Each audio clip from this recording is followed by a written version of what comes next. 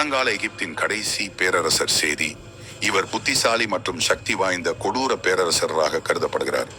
புதிதாக மன்னர் பதவியேற்ற சேதி தன்னை ஒரு கடவுள் என கருதுமாறு அங்கிருந்த மக்களிடம் கூறி அவருக்கென்று தனியாக ஒரு சிலை எழுப்பி அதை வணங்குமாறு செய்தார். அவர் ஒரு சமயம் நகர்வலம் சென்றிருந்த பொழுது அங்கே தம்முடைய இனத்தவர் எகிப்தியர்களை விட இஸ்ரேலியர்கள் அதிகம் இருந்தனர். அவர்கள் அழகிலும் திறமையிலும் மேலும் சுறுசுறுப்பிலும் முன்னேறியிருந்தனர். இஸ்ரேலியர்களை கண்டு வியந்த மன்னர் தம்முடைய நாட்டு மக்களை விட இஸ்ரேல்கள் அதிகம் இருப்பதை பார்த்து, இவர்கள் எதிரி நாட்டு படையுடன் சேர்ந்து நம் நாட்டின் மீது போர் தொடுத்து நம் நாட்டை ஆட்சி செய்வார்களே என்று எண்ணியபடியே தன்னுடைய அரண்மனைக்கு சென்றார். அன்றிரவு உறங்கச் சென்ற மன்னரின் கனவில் ஒரு பெரும் தீ பிளம்பு அரண்மனையின் மீது விழுவது போல் கனவு கண்டார். உடனே அரண்மனை ஜோதிடரை அழைத்து தன்னுடைய கனவுக்கான காரணத்தை கணித்த ஜோதிடர் இஸ்ரேல் இனத்தில் பிறக்கும் ஒரு ஆண் குழந்தையால் தான் தங்களின் அரசாட்சி முடிவு பெறும் என கூறினார். உடனே மன்னர் ஒரு சட்டத்தை கொண்டு வந்தார்.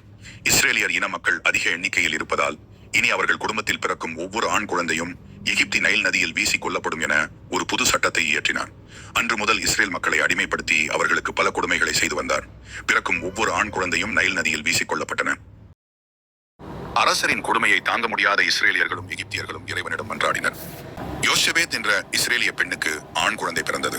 தனக்கு பிறந்த ஆண் குழந்தையை 3 மாதங்கள் மறைத்து வைத்து வளர்த்து வந்தால் இனி மறைத்து வைத்து வளர்க்க முடியாத சூழ்நிலையில் குழந்தையை படுகொலையில் இருந்து தப்பிக்க ஒரு சிறிய கூடையில் வைத்து நைல் நதி ஆற்றில் விட்டார். கூடையில் இருந்த குழந்தை நைல் நதி ஆற்றில் மெதுவாக மிதந்து சென்றது. அப்பொழுது குழந்தையின் அக்கா குழந்தை எங்கே செல்கிறது என்று நாணல்களின் நடுவில் நின்று பார்த்துக் கொண்டிருந்தாள். அப்பொழுது குழந்தை நேராக அரசனின் அரண்மனைக்கு சென்றது. அங்கு சேதியின் மனைவி ராணி தூயா அரண்மனையில் இருந்தார். அவர் குழந்தை அழும் குரலின் சத்தம் கேட்டு கூடையில் இருந்த குழந்தையை பார்த்தவுடன் தானே வளர்க்க விரும்பி குழந்தையை தூக்கிச் சென்றார். ராணி தூயாவிற்கு ஏற்கனவே ஒரு மகளும் மகனும் இருந்தனர்.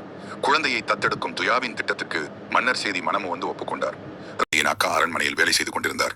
அப்போது குழந்தையின் அக்கா ராணி தூயாவிடம் சென்று குழந்தைக்கு உணவு வழங்க தனக்கு தெரிந்த இஸ்ரேல் பெண் ஒருவர் இருக்கிறார், அவரை அழைத்து வரவா என்று கூற, உடனே ராணி அழைத்து வர சொல்ல அந்த சிறுமி தன் தாயிடம் சென்று நடந்த விவரத்தை கூறி தன் தாயை அரண்மனைக்கு அழைத்து வந்தார். குழந்தையை அவர் கையில் அளித்து ராணி குழந்தையை கவனித்துக் கொள்ளுமாறு கூறினார். தன் தாயின் சொந்த பராமரிப்பிலேயே குழந்தை வளர்ந்தது. அப்படி வளர்ந்த குழந்தைதான் எகிப்தின் இளவரசராக ஆனாது. அக்குழந்தைதான் எகிப்தின் கொடுங்கோல் ஆட்சியினை அழித்து அங்கிருந்த மக்களை கடவுளிடம் அழைத்துச் சென்றது. இவர்தான் கிறிஸ்தவ மதத்தின் தீர்க்கதரிசி மோசஸ் ஆவார்.